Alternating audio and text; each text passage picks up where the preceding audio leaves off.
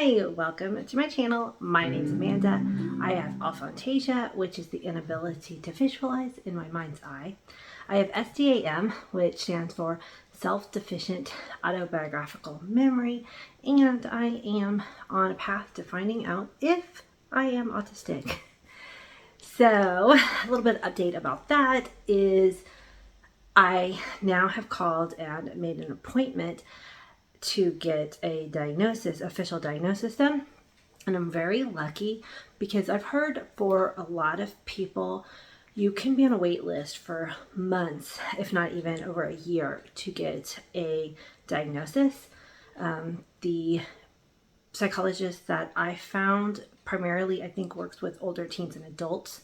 So I think that's why he just happens to have more availability than psychologists working with younger children, because right now more people get diagnosed as children and less people are getting diagnosed as adults. But with social media, we're finding out that there's a lot of us out there that probably should have been diagnosed when we were younger and didn't. So that's that. I will definitely keep you updated on the process of how it goes. The first thing that I'm going to be doing is going in just for an initial evaluation and discussing with the psychologist if he thinks that it warrants further testing. And if you're interested in hearing a little bit more about the traits that I identify with, which is making me realize that I probably am autistic, let me know down in the comments and maybe I'll work those out into some videos too. So this video is, I wanted to kind of like talk about one of the benefits of having aphantasia and SDAM. So aphantasia, the inability to visualize in your mind's eye, like just being able to bring forth a mental image of something that you're thinking about. I can't do that. It's just complete blank. There's nothing, my eyes are closed, it's black, and I cannot visualize an object. I only see what's in front of me. And most of the time, it's not that big a deal. Like, I've been this way my entire life. I didn't even know that other people could visualize until I was 38. And I don't really see it as a hindrance. It kind of gets annoying in like yoga practices where, they say close your eyes and visualize. Now, the memory disorder that I have, where I don't have first person memories, or I don't relive my memories, as I don't, relive them as experiences. Like, I can't put myself back into my memories. If I remember something, it's just a list of dry facts.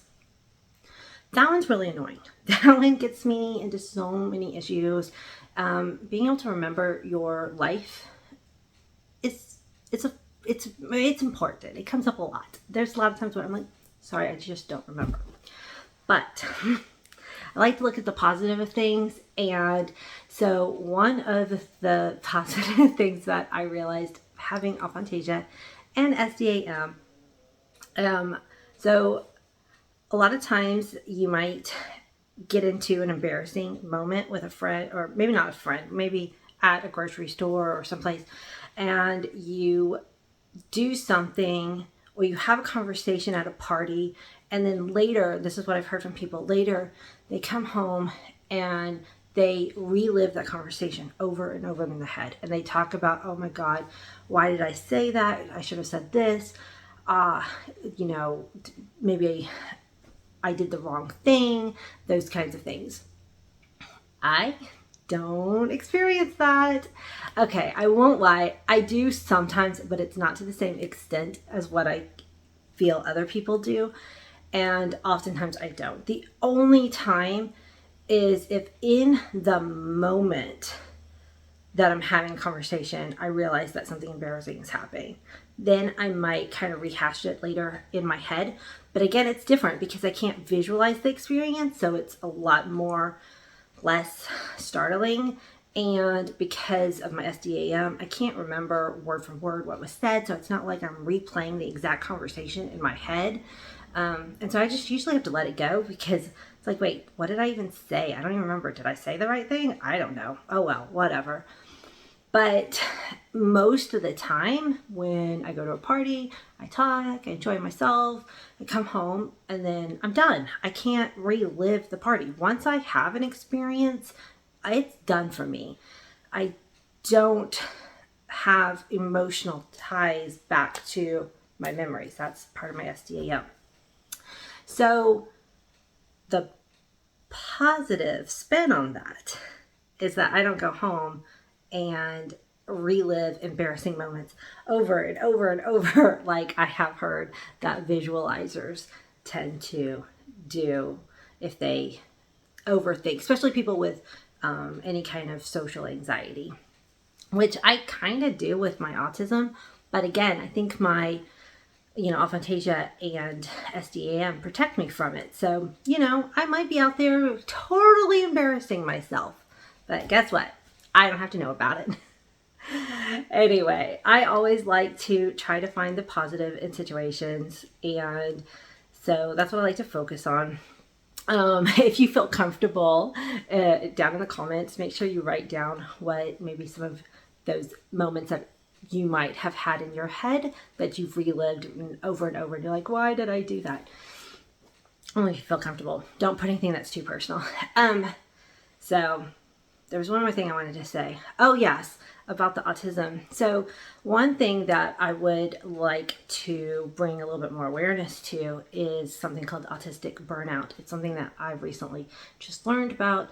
And again, right now I'm just self-diagnosed autistic. I do plan on getting a formal diagnosis. I right now am at the point where I'm feeling that burnout. There's been just a lot going on in my life with going from homeschool mom to now trying to learn and navigate the public school system and working with getting diagnoses for both my kids and getting them used to going to public school, finding out myself that I might be autistic. That is a whole lot to unpack, and I'm trying to get services for my kids. There's just so much that like today I went to the grocery store. When I came home, I literally put all the cold stuff up in the refrigerator and then just laid down on the floor. Laid down on the middle of my living room floor, and it's just like, I just need to be still for a moment. And you got to find those times to let yourself breathe and rest your brain. For me, talking and processing out loud is something that's so helpful. So that's one reason why I came in here to film a video, because talking to all of you really helps. So if you're feeling those stresses, find those times and find the ways that can, bring your stress level down. It's so important. Anyway, thank you so much for watching. I really appreciate it. Make sure you hit that subscribe button, because I'm hoping that my content will help other people who are going through a similar thing, or just even learn about some of these. Aphantasia and SDAM specifically are fairly uncommon, and so I'd like other people to learn about them. And the more that you share and like, the more people will hear about this. Until the next time, bye.